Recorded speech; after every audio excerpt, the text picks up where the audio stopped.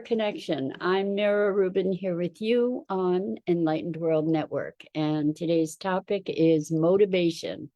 What is it that gets you out of bed in the morning? And how can we harness these motivators in our lives to move more in the direction of our dreams? So it should be a fun conversation. Before we get started, though, let's take a minute to get present. Let's take a deep breath in through your nose and hold it. And imagine clean, crisp oxygen flooding your lungs, flowing into your bloodstream, nourishing all your cells, all your organs, bringing vital life energy to your body and being. And as you exhale, exhale any tension, stress, negativity, fatigue. And now let's take another deep breath in through your nose and hold it. This time, imagine brilliant, bright light lighting you up from the inside out, illuminating, electrifying, and energizing all your cells, your molecules, your electrons, creating a brilliant beam of light and energy from your heart out into the world. And as you exhale, exhale any remaining tension, stress, negativity, fatigue. And now let's press our palms together. Vigorously rub your hands together to feel the friction, the temperature, the pressure, the motion, and the tickling and tingling when you stop. And allow all those sensations to bring you present right here, right now, into this remarkable physical form that enables you to experience life. Welcome, welcome, welcome. And good morning, Rosalind. Good morning and welcome. And welcome to everybody else who's joining us. Good morning, Robin. So good to have you both here with us and everybody else. Today we are talking about motivation. And how do we harness motivation? What is it that motivates each of us? I think if we can start to identify what motivates us, then we have a better opportunity perhaps to harness that motivation and utilize that in moving more toward the fulfillment of our dreams and our greater expression.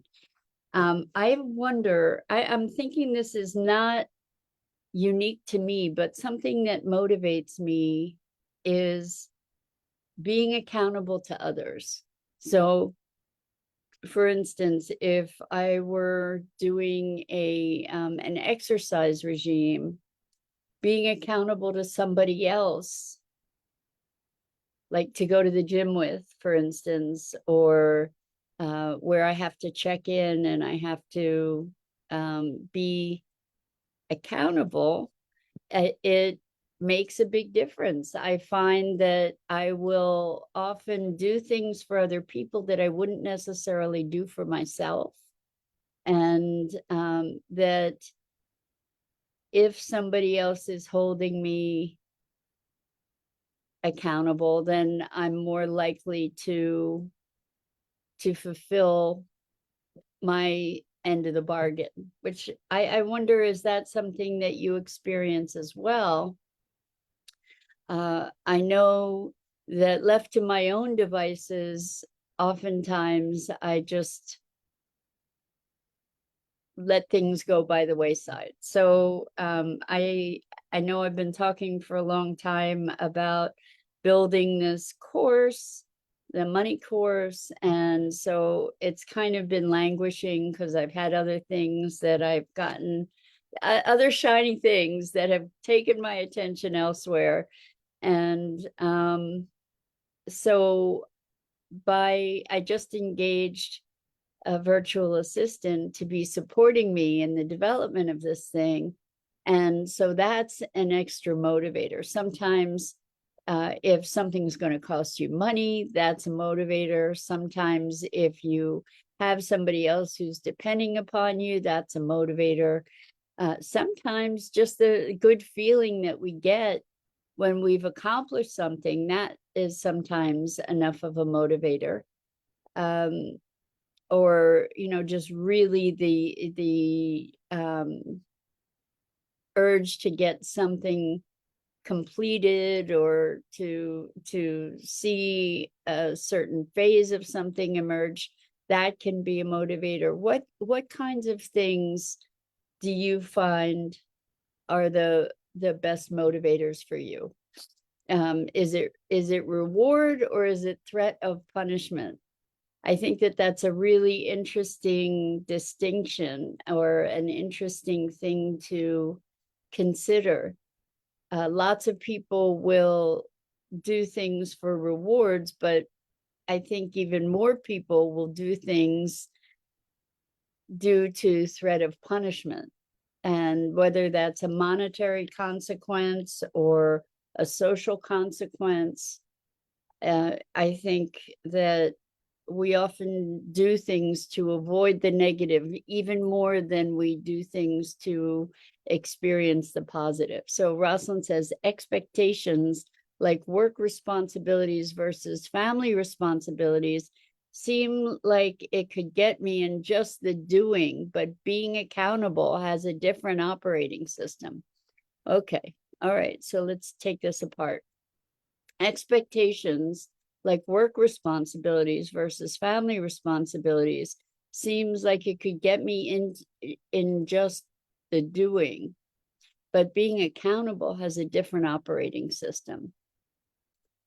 Interesting. I think we're talking about oh, it's interesting. Okay, so work responsibilities are obligations, expectations. Family responsibilities may be that, and they also might be generated from love and commitment and a feeling of responsibility. And then accountability, I'm wondering if it is it a different operating system? Maybe it's maybe accountability is just bringing the operating system or the mechanics of responsibility and expectations to a more conscious and deliberate place where we're naming our accountabilities, or we're recognizing consequences. So if we don't meet our family responsibilities, there are consequences. If we don't meet our work responsibilities, there are consequences. So that those consequences are part of the accountability operating system, I think. It's just that maybe we're not bringing it as much into the fore. Maybe we're not speaking it or relating to it in as explicit a manner. I wonder. So I'm fascinated. Good morning, good evening, Gia. Welcome. So good to have you here with us. We're talking about motivation. And so we just started talking about, along with motivation, accountability, and what motivates us. Is it a sense of responsibility? Is it a sense of obligation? Is it a sense of fear of negative consequences, whether they be social or monetary or circumstantial? What is it that motivates us? If you look into your own life, what do you notice? Are you more motivated by negative motivators or positive motivators? Positive reinforcements or negative reinforcements? So one of the things that I know has served as a big motivator for me is deadlines. As a deadline comes closer, then I get more motivated. I know some people are really good at handling something way ahead of a deadline. It used to be, and I think probably less so now, but it used to be that I was kind of last minute miracle kind of person. Like when it was the last minute, then I could focus my thoughts. I could put my attention in one place. I could get done what needed to be done. The thing about that is that it typically will create lots and lots of drama. So it's interesting how, some people plan things out meticulously well ahead of time, and other people kind of wing it. And I notice or do things at the last minute. And it's interesting because I notice, for instance, with this morning conversation, I do not plan this out ahead. It works best out for me, just sitting down up to 15 minutes beforehand and saying, okay, what are we talking about today? And just getting a topic and writing the brief description, and then bam. There was a meeting that I was leading with a group in a consulting capacity. And rather than preparing for days, which I used to do, I used to be a massive over preparer.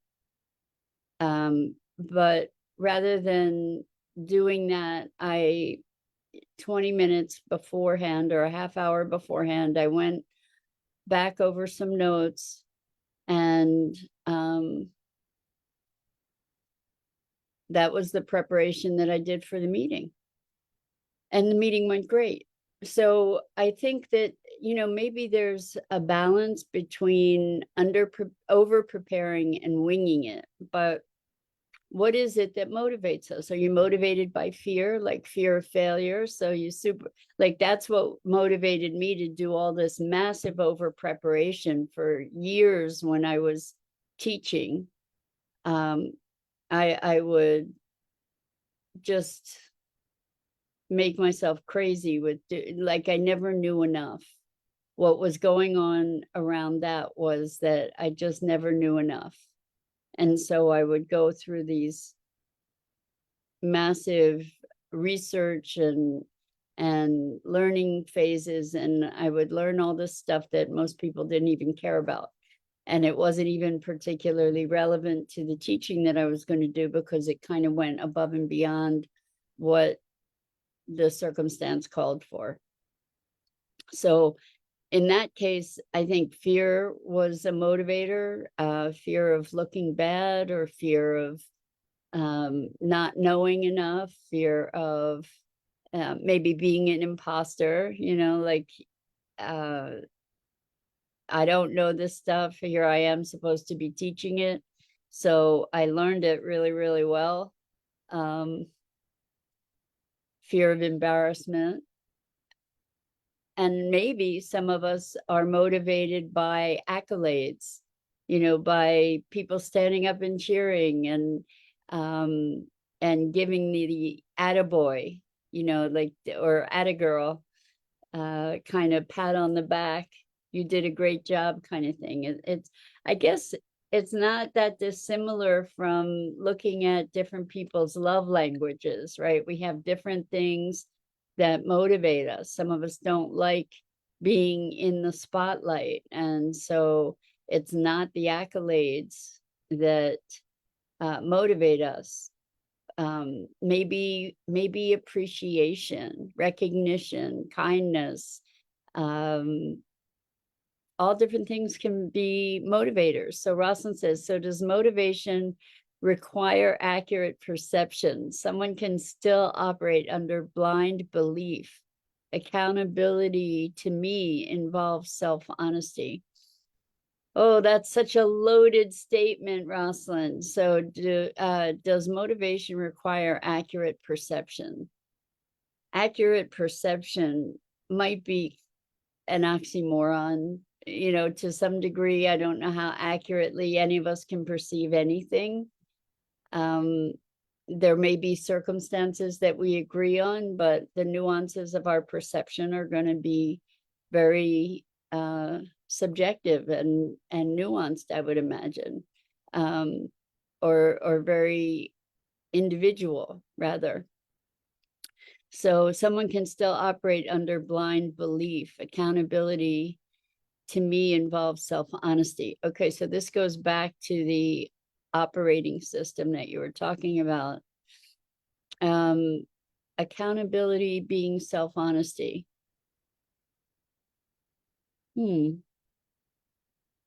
Well, if I'm holding myself accountable, then I can be assessing whether I've fulfilled the responsibilities that I named, perhaps. And maybe that's whether I'm being honest with myself or not in that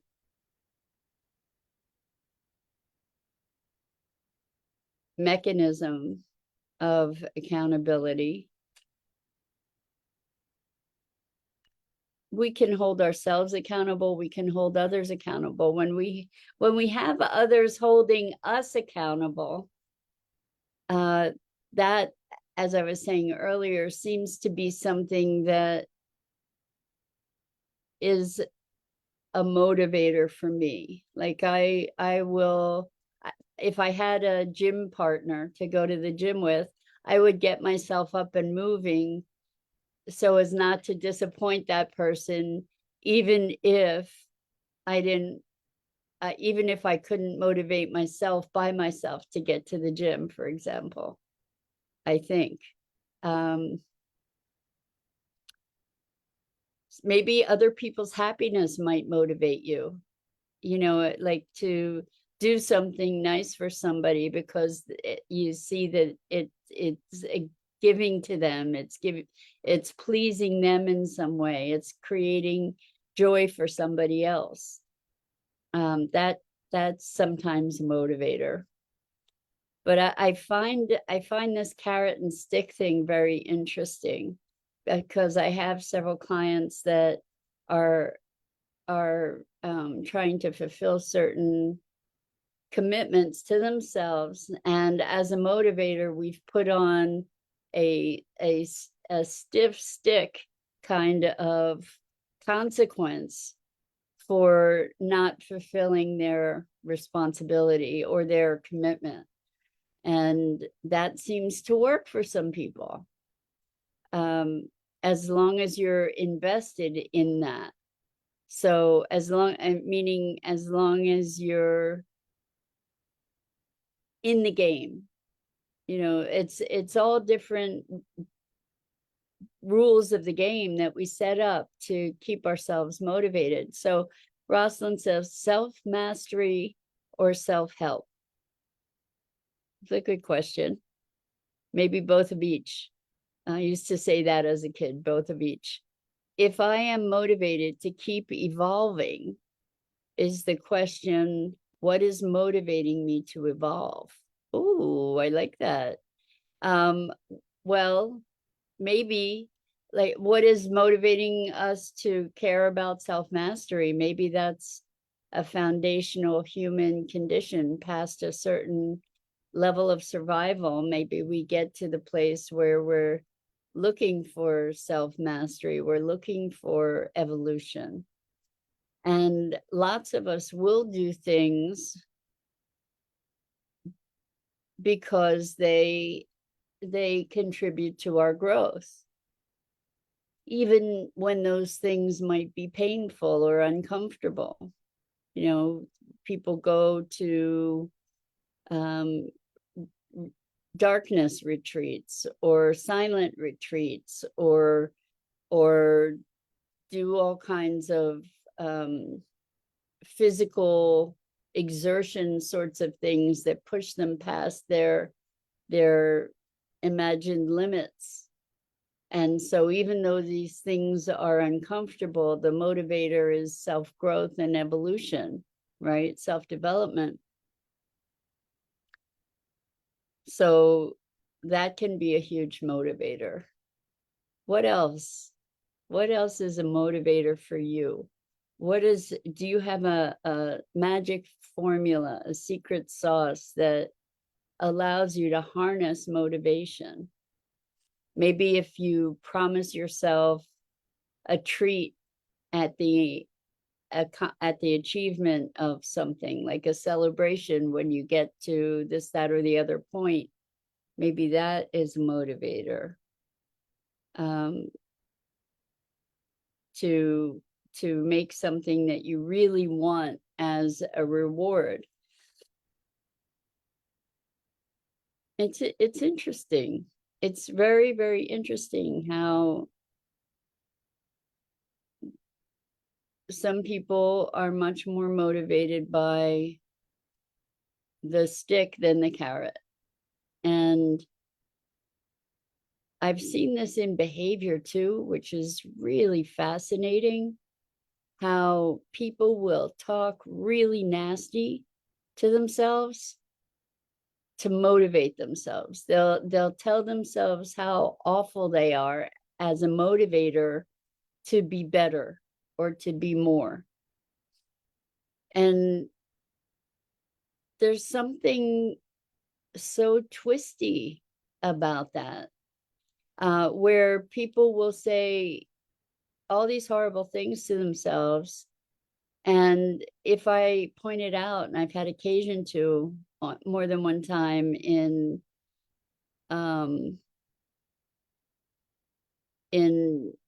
uh, sessions. I'm sorry, I just got really distracted because somebody put this whole thing in French in the chat. Strange. Okay, so I think it was a scam, kind of. Sorry, just distracted me. Shiny thing, squirrel, right? So anyway, we're talking about how we motivate ourselves. And so I would point out to people, do you need to speak to yourself so negatively rather than in an encouraging way? And they were like, no, if I don't worry, if I don't speak harshly to myself, if I don't offer myself all kinds of criticism, then I won't do this, that, or the other thing, or I'll slack, or I'll be lackadaisical. If I'm happy, I won't get stuff done. I need to make myself miserable in order to do stuff. It's crazy. I mean, that we need to be vicious to ourselves in order to get something accomplished. If that's the case, at what cost? At what cost? So it makes me think about worry. And people think about, well, I'm going to expect the worst, prepare for the worst, and expect the best. And I don't think you can do both. I don't think that you can be focused on preparing for the worst and at the same time expect the best.